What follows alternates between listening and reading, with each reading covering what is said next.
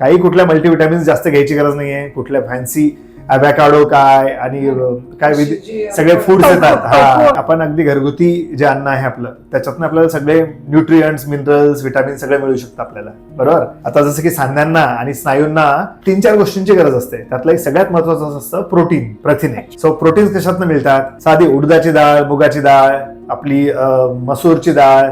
आता सांध्यासाठी दुसरा कुठला घटक आवश्यक असतो? Vitamin C.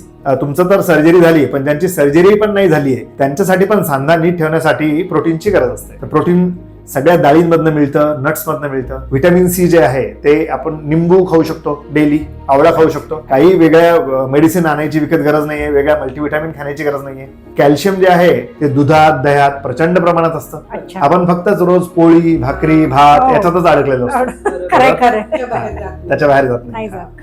सर प्रपोर्शन बदलायचं असतं. म्हणजे पोळी खा तुम्ही, पण त्याच्यापेक्षा डाळ जास्त खा. भाज्यातनं मल्टीव्हिटॅमिन्स, मिनरल्स हे सगळं मिळतं. म्हणजे पालक आहे, मेथी आहे, शेपू आहे. पण आता आपलं ऑपरेशन झालंय, आपल्याला अजून व्यायाम म्हणजे याची ताकदीची गरज आहे, न्यूट्रिएंट्सची गरज आहे. जसे की आपले स्नायू पण स्ट्रॉंग झाले पाहिजे, सांधा पण स्ट्रॉंग झाला पाहिजे. म्हणजे आता उठता बसता यायला पाहिजे, चांगलं जोरदार चालता यायला पाहिजे. त्याच्यासाठी आहार खूप आवश्यक आहे आणि हा सगळा आपल्या घरात डब्यांमध्ये असतो.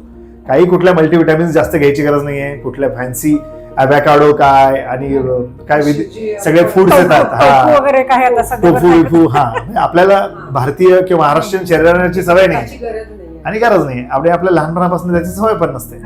सो आपण तेच खायचं जे आपण पारंपरिक पद्धतीने खात आलोय.